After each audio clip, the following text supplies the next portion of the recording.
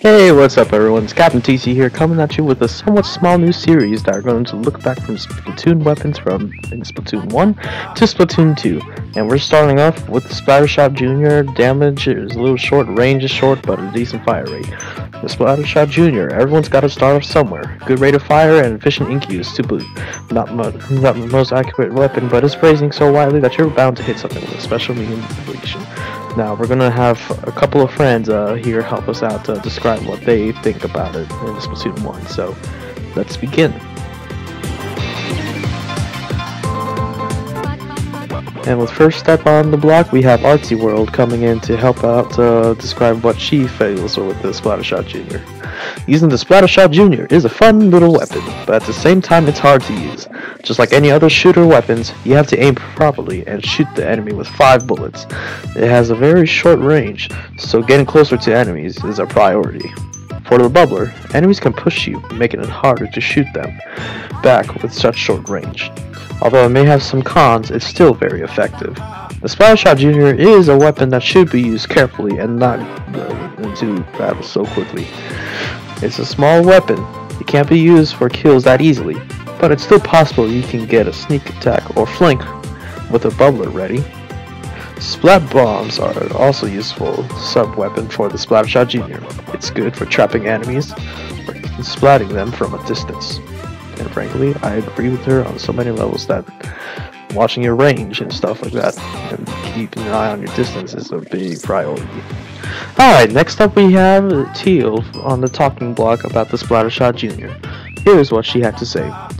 From these couple of matches, the Splattershot Jr. has done me well, but when it comes to turf on Camp Triggerfish, I'm used to the long range of the Splattershot Pro, so I instantly start shooting over the bridge.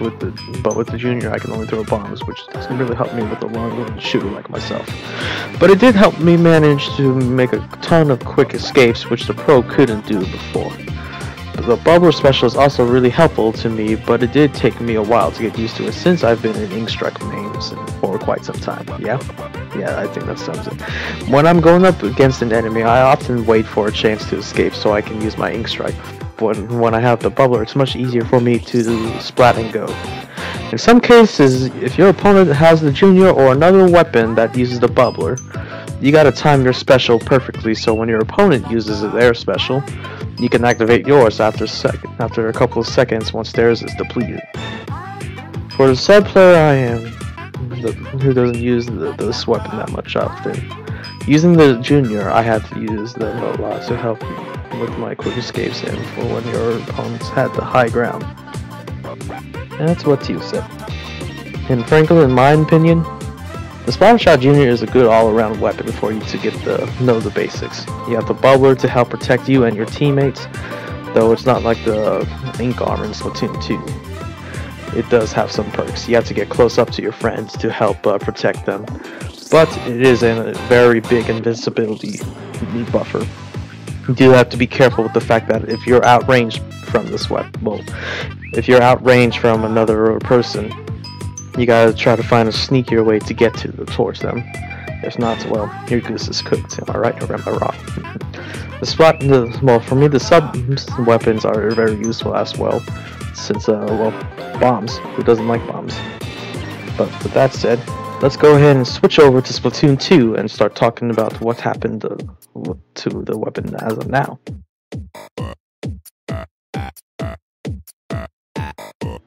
Alright, so nothing much has changed. The Splattershot Jr. is the classic entry-level turf war weapon. It's a great companion for learning the basics of battle.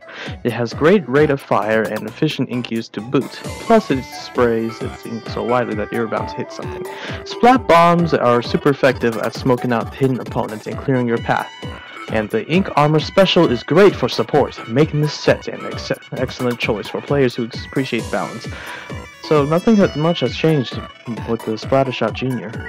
Now, on to pressing matters with what Artsy, Teal, and myself think about it.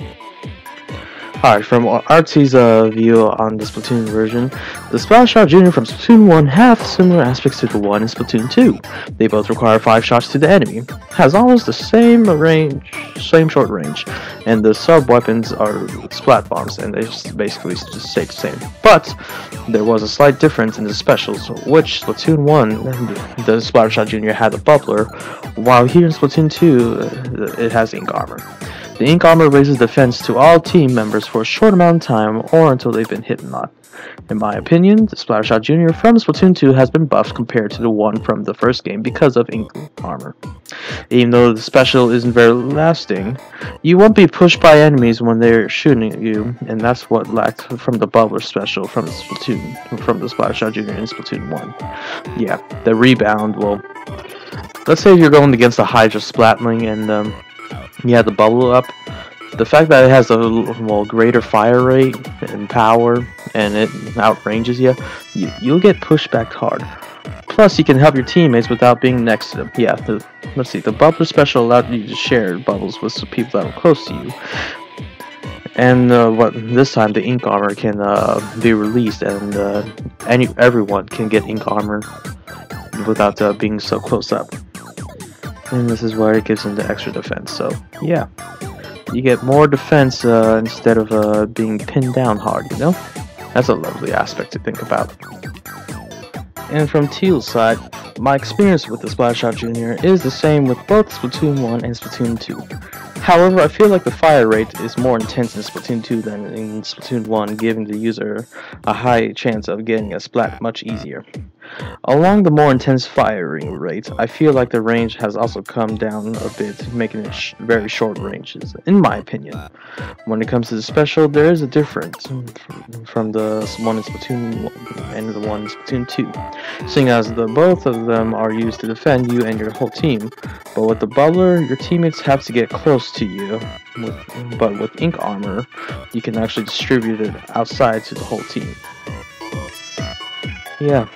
That's a very short and sweet and simple version of what Artie said. And for my opinions, the Splattershot Jr., it's like they all say, it's the stepping stone for you to get to practice in Splatoon 2. Well, back to basics, honestly. Nothing else special. It's just a very handy weapon that can get the job done if used correctly. Now, with that being said, ink armor is considered a nice touch since, well, you don't have to get close to people like we already stated, and it's easier to, keep yourself a nice distance. But the one thing that does come into mind is that with ink armor, if you when you try to activate it, you do have that 1 second where when you do release it, you are vulnerable to getting splatted if you're not careful with where you're standing. I did not realize he'll have that many kills.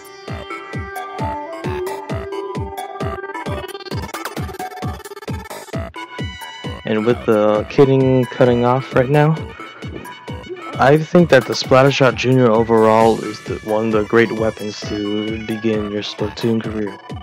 And again, look at Arts getting all the way up to like what, S+8 tower control? Me trying to get up to S+50 is like me asking, when am I going to win the lottery? Hey, if you don't give up and you keep believing in yourself, hey, you never know, you might make it, yeah? But anyways, with that said, I want to thank y'all for watching this video. If you enjoyed this little project I want to start doing once more. It only took me, what, 2 days? 2 to 3 days to make this?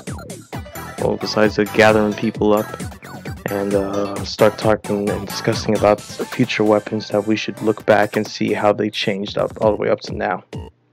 But yeah, I think this might be a good series for myself to do just for the fun of it. Besides, lots of people are in school and I don't have that many items to do besides splatting around and regular house chores. But yeah, anyways, let's talk about this. I don't know if you guys want to be a part of the next episode where we're actually going to go over the E-Leader in Splatoon 1 and 2. The only thing I'd like to is if you do have the copy of Splatoon 1 and Splatoon 2, do let me know so that way I can add y'all to the roster and stuff like that for friends and such. Well, I'm not ending this off yet, doggone it. Besides, there's only 1:30 left on the clock for us to show and goof off around, yeah? But with that being said, where was I going to continue? Oh, that's right. Splattershot Jr. and what I think about it overall. It's well, I gotta say it's like a mixed bunch of, well, not really a mixed bunch of emotional feelings or stuff like that, but it's a really very versatile weapon to use. Besides the fact that we already discussed about the widespread of this weapon shooting, which, like it says, you'll be bound to hit something if you're paying attention. And, well, as I believe we already continued discussing about bubblers and all that other fun issues, if the bubblers were still such a thing right now, yeah, I don't see myself getting anywhere besides being knocked off the stage. And yeah, it's a nice way to end off a video saying thanks for playing, Nazi. Everything's appreciated. And Teal, I'm not sure if you're watching this, but I want to thank you as well. And I'm not sure what Weasel's at, but I'm sorry to drop his little segment out since, well, I'd like people to have a copy of Splatoon 2 so that way we could have a very thorough, in-depth thing, but that's just me. But with that being said, this thing is going to end right there. We'll have, while the themes continue playing, I want to say thank you again for watching this video.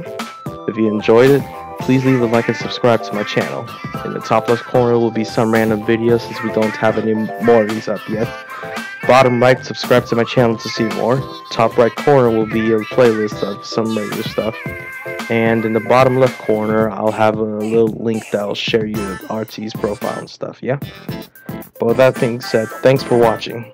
And I hope y'all enjoy looking forward to this new series up and running, alright? Take care and have a great week. Goodbye.